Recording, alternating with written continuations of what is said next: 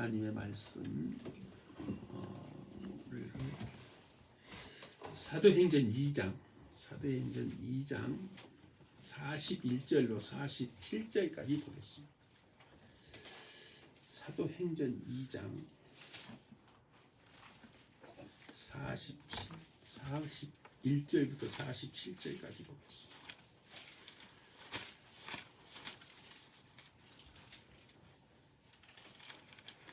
(41절까지) 통독하겠습니다. 시작. 그 말을 받은 사람들은 세례를 받으며 이날에 신도의 수가 3,000이나 더하더라. 그들이 사도의 가르침을 받아 서로 교제하고 떡을 떼며 오로지 기도하기를 힘쓰니라.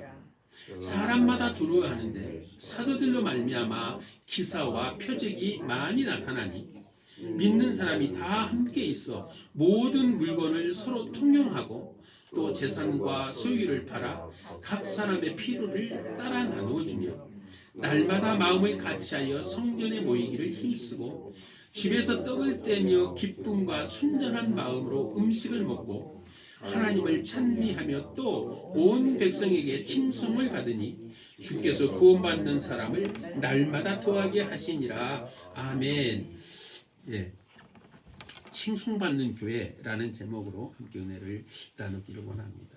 사랑하는 성도 여러분, 오늘 우리는 교회 창립 34주년을 맞이했습니다. 34년이라는 시간이 결코 짧지 않습니다. 제가 1992년 우리 교회 창립 연도입니다. 1992년에 설립한 한국 교회들이 수도 없이 많습니다. 엄청나게 많은데 그 중에 여러분들이 알만한 교회들이 있습니다. 1992년도에 창립한 교회가 남서울 은혜교회 홍정길 목사님 교회하고 우리 교회가 동갑내기입니다. 분당에 가면 우리들 교회라고 여자 목사님이 목회하는 우리들 교회가 1992년 출생도입니다. 우리 나이하고 같습니다. 여자친구도 하나 있어야 되니까 찾아봤어요. 또 있습니다. 주한 장로교회가 나계밀 목사님 심호하는 지금 은퇴 원로죠. 그 교회가 1992년 창설됐습니다. 우리 동생도 있습니다. 지구촌 교회는 1994년도에 설립했습니다. 나이 많이 먹었죠. 예. 그러한 교회들이 우리 동갑내기 교회입니다. 34년은 단순한 시간이 아니라 하나님께서 한 공동체를 붙드시고 인도하신 은혜의 역사입니다. 한 세대가 지나가고 또 한 세대가 세워질 만한 그러한 세대입니다. 25년을 한 세대라고 봅니다. 이 자리에 앉아 계신 성도님들 가운데 우리 교회 개척 초기 멤버도 있습니다. 초기에 그 눈물과 추위를 기억하시는 그러한 시절이 있었을 것입니다. 예배당이 초라했고 그 초라했던 재정이 또 넉넉하지도 못했고 성도가 많지 않았던 그러한 그 시기에 눈물불에서 기도했던 시간들이 있었을 것입니다. 오늘 우리가 본문으로 봤던 사도행전 2장 교회도 완전한 교회가 아니었습니다. 그러나 사랑과 은혜가 흐르는 교회였습니다. 초대교회는 건물이 유명했던 것이 아닙니다. 프로그램이 많았던 것도 아닙니다. 그들은 온 백성에게 칭송을 받았다라고 그렇게 마무리합니다. 34년 동안 하나님께서 우리 교회를 붙들어 주셨습니다. 수많은 눈물의 기도, 이름 없는 섬김의 손길들, 새벽을 깨운 그 무릎들, 오늘의 우리 교회를 그들이 세웠습니다. 오늘은 자랑하는 날이 아니라 감사하고 다시 다짐하는 날입니다.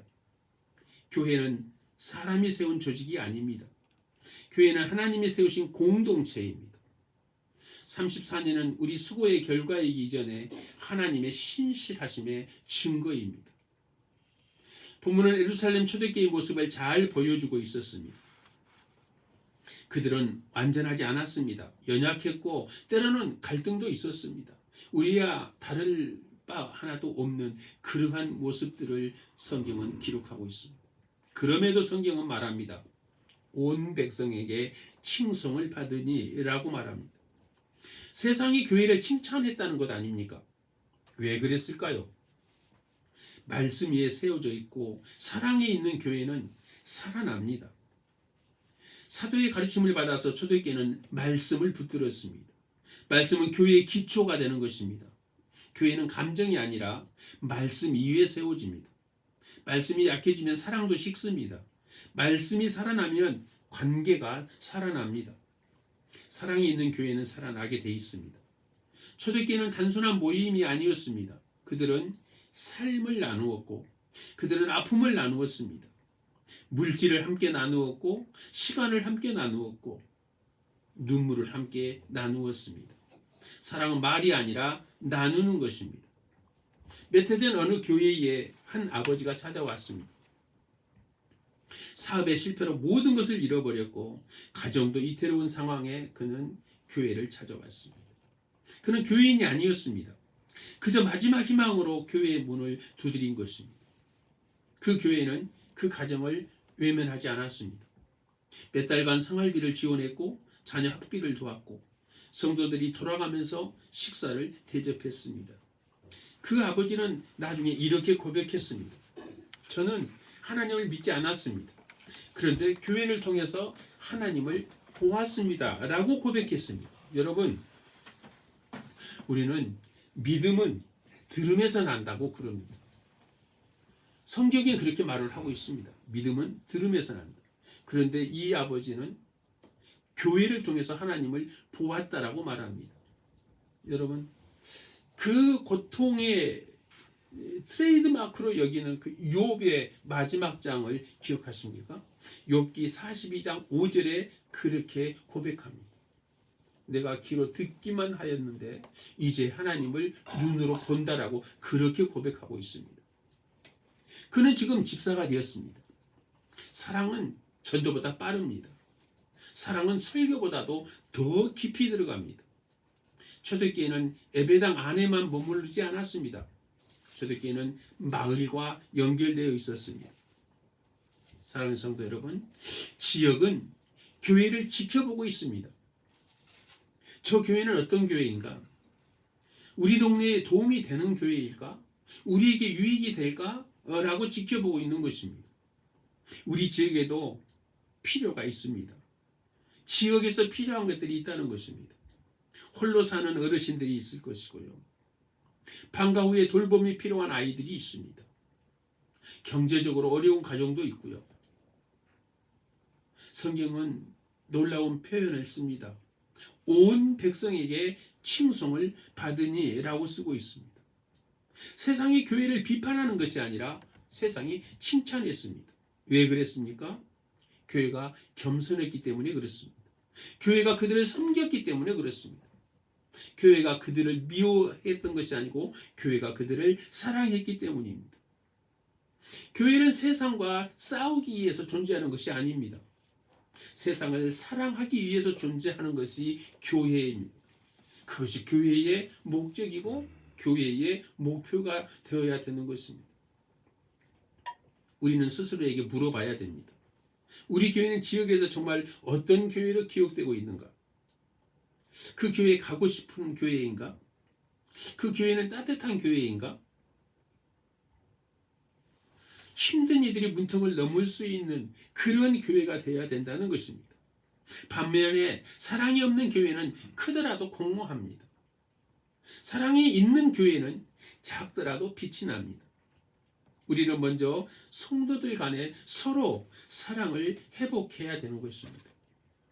비판보다는 격려해주고 판단하기보다는 그를 이해해주고 말보다는 기도하고 다음 세대를 품는 그러한 교회가 우리 교회가 되어야 되는 것입니다. 아이들이 웃는 교회, 청년들이 돌아오는 교회, 어르신이 존중받는 교회, 지역을 섬기는 교회가 되어야 되는 것입니다. 교회 문은 안으로 열려 있는 것이 아니라 교회 문은 밖으로 열려 있어야 되는 것입니다. 어려운 이웃들을 돌보고 학교를 품고 마을을 위해서 기도하는 그러한 교회가 되어야 되는 것입니다. 그럴 때 지역은 말할 것입니다. 저 교회가 있어서 우리 동네가 따뜻하다. 사도행전 2장 47절은 이렇게 끝이 납니다.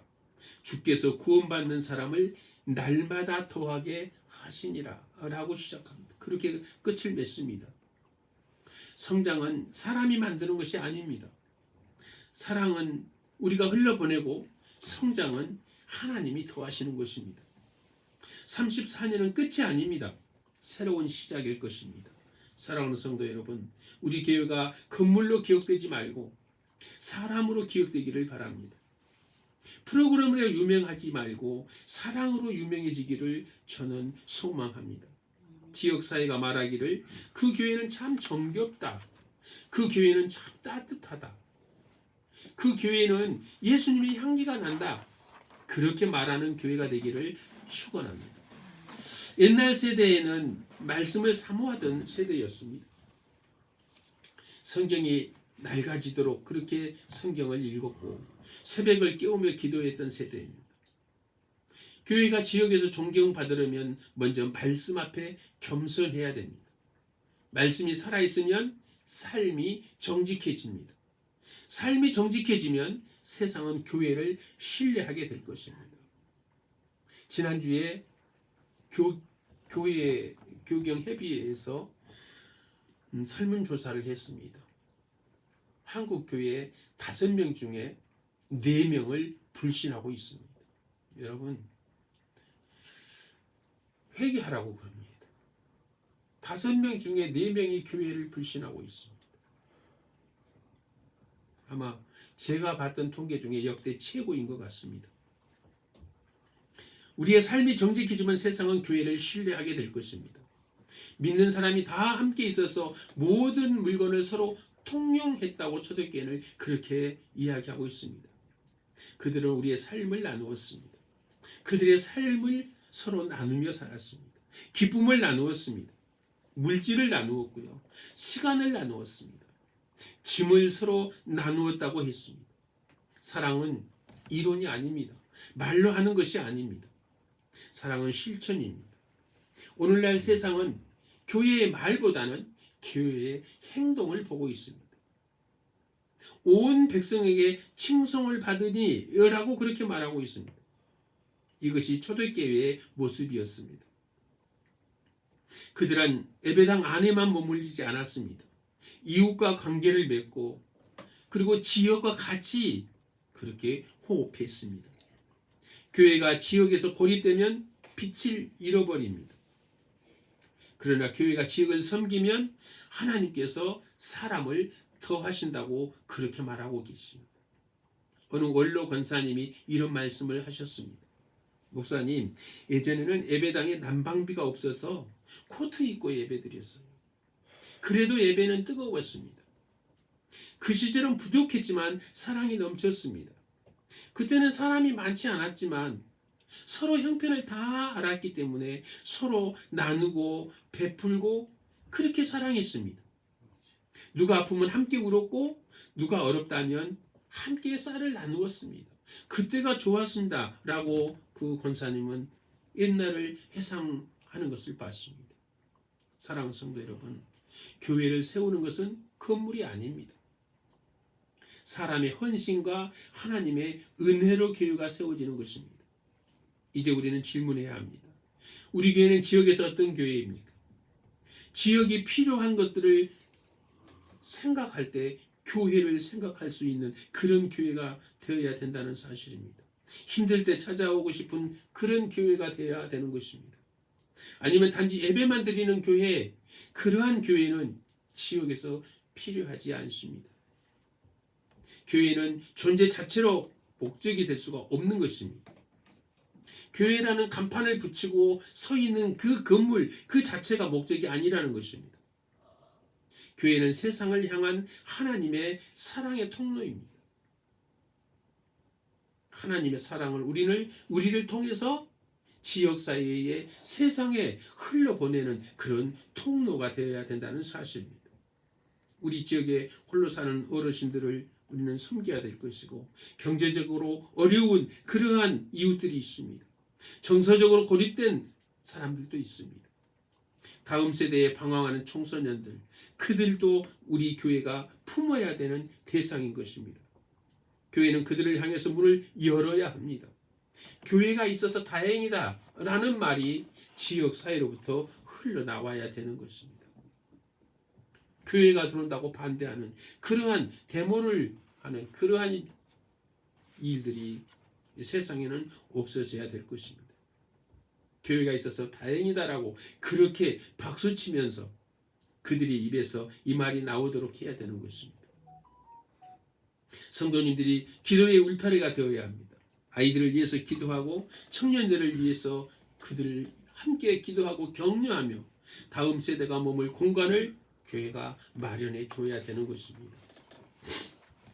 사랑하는 성도 여러분, 우리가 지금까지 교회라는 이름으로 하나님을 예배한다는 그러한 이름으로 예배당에서 날마다 또 매일 주일마다 그렇게 왔다 갔다 하는 그러한 공간이 아니라 교회는 미래의 건물이 아니라 사람인 것입니다.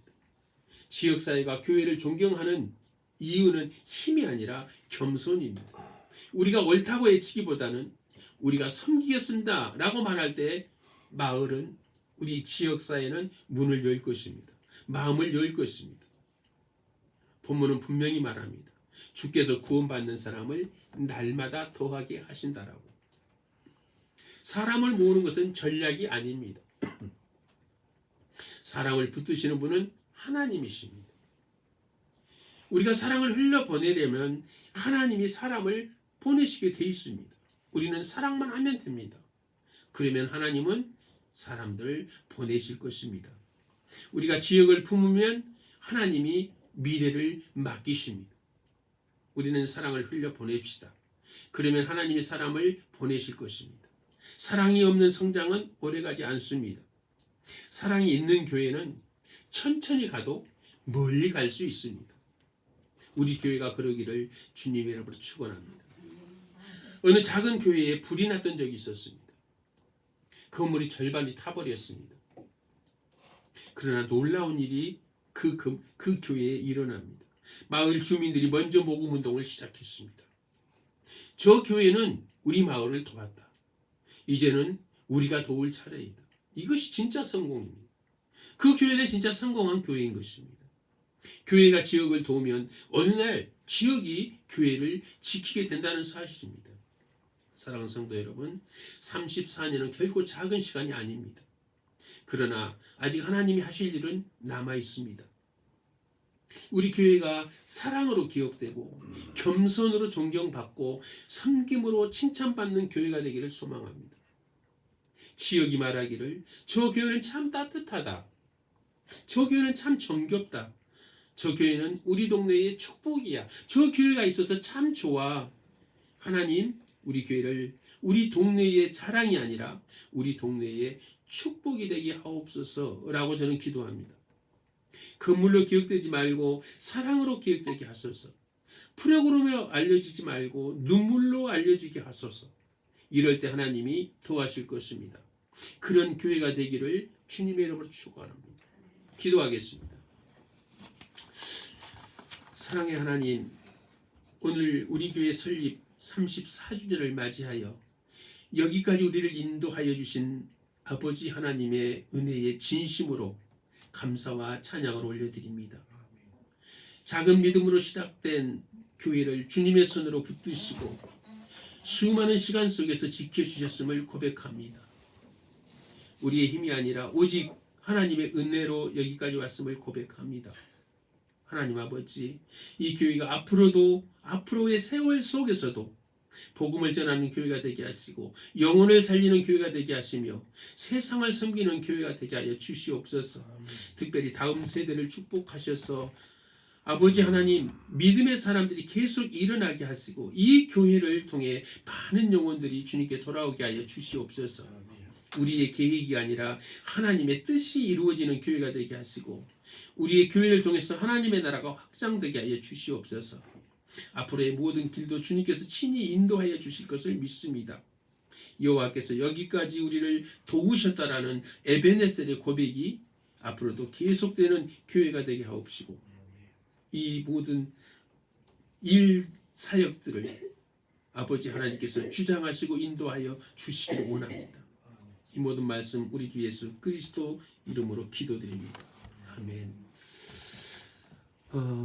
찬송가 220장 되시고 준비하시면 드리겠습니다.